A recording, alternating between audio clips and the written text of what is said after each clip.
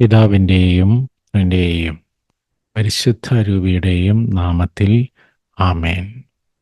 വീണ്ടും വചനവുമായി സാധിക്കുന്നതിന് കർത്താവിന് നന്ദി പറയുന്നു.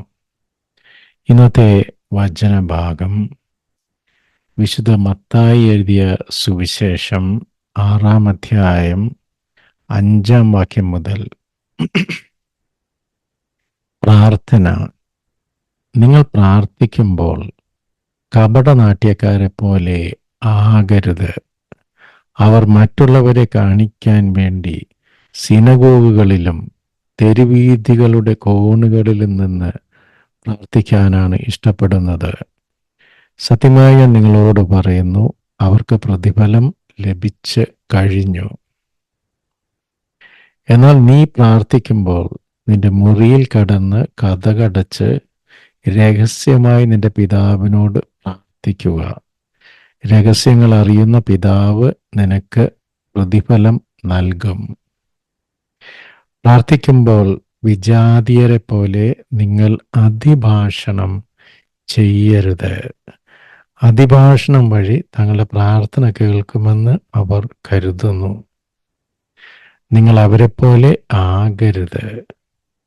നിങ്ങൾ ചോദിക്കുന്നതിന് മുമ്പ് തന്നെ നിങ്ങളുടെ ആവശ്യം നിങ്ങളുടെ പിതാവ് അറിയുന്നു.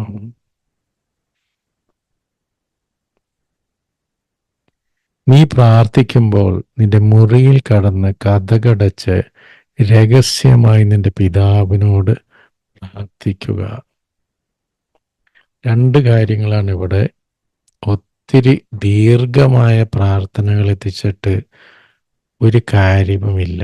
നീ പ്രാർത്ഥിക്കുന്നതിന് മുമ്പ് തന്നെ നിനക്ക് എന്താണ് വേണ്ടതെന്ന് നിന്റെ പിതാവിന് വ്യക്തമായി അറിയാം.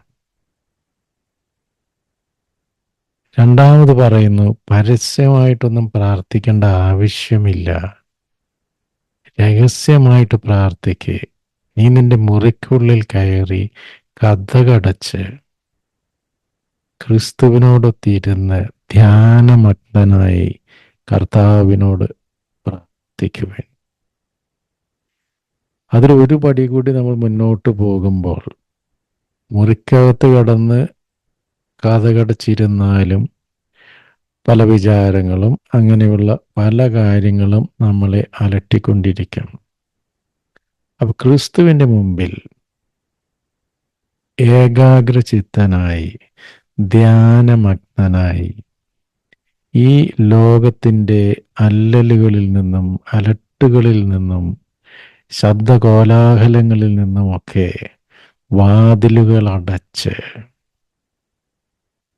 അബ്ബാ പിതാവുമായി കുറച്ച് സമയം ഏകാന്തമായി അബ്ബാ പിതാവിനോടൊത്ത് വസിക്കുവാൻ കഴിഞ്ഞാൽ അതാണ് ഏറ്റവും ഉത്തമമായിട്ടുള്ളത്.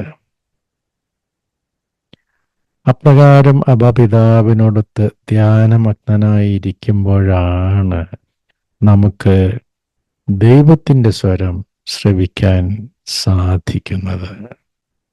ദൈവം നമ്മോട് എന്താണ് പറയുവാൻ ആഗ്രഹിക്കുന്നത് എന്ന് കേൾക്കണമെങ്കിൽ ശബ്ദകോലാഹലങ്ങളിൽ നിന്നൊക്കെ നമ്മുടെ ഇന്ദ്രിയങ്ങളെ, നമ്മുടെ ചെവി അടച്ച്, കണ്ണുകളടച്ച്, ചിന്തകളടച്ച് ഞാനും എൻ്റെ കർത്താവ് മാത്രമായിരിക്കുന്ന ഒരവസ്ഥയിലേക്ക് എത്തുമ്പോൾ നമുക്ക് കർത്താവിൻ്റെ ശബ്ദം, നീ ഇതിലേ പോവുക, ഇതാണ് വഴി എന്നുള്ള ദൈവത്തിൻ്റെ ഇടപെടലുകൾ നമ്മൾക്ക് ശ്രവിക്കാൻ സാധിക്കും.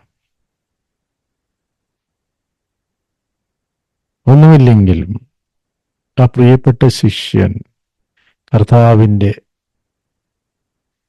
ശരീരത്തോട്ട് അങ്ങനെ ചേർന്ന് ഇരിക്കുന്നത് പോലെ ഒരനുഭവം നമുക്കും സിദ്ധിക്കുമാറാകട്ടെ. അമിതമായ നീണ്ട വാക്കുകളും വിലാപങ്ങളും ഒന്നുമില്ലാതെ അബ്ബാപിതാവിനോടൊത്ത് അനുദിനം കുറച്ച് സമയം ശാന്തമായി ചെലവഴിക്കാൻ നമുക്ക് ശീലിക്കാം. അപ്രകാരം കർത്താവിൻ്റെ ദൈവത്തിൻ്റെ ദാനമായ പരിശുദ്ധാരൂപിയാൽ നിറയുവാനും പരിശുദ്ധാരൂപിയാൽ നയിക്കപ്പെടുവാനുമുള്ള യഥാർത്ഥ ക്രിസ്തീയ ചൈതന്യത്തിലേക്ക് നമുക്ക് നമുക്ക് കടക്കുവാൻ സാധിക്കുമാറാകട്ടെ. ഇതിനുള്ള കൃപയ്ക്കായി സർവേശ്വരനോട് നമുക്ക് പ്രാർത്ഥിക്കാം. ദൈവം നമ്മെ എല്ലാവരെയും നിങ്ങളും എനിക്ക് വേണ്ടി പ്രത്യേകം പ്രാർത്ഥിക്കുമല്ലോ. ആമേൻ. God bless.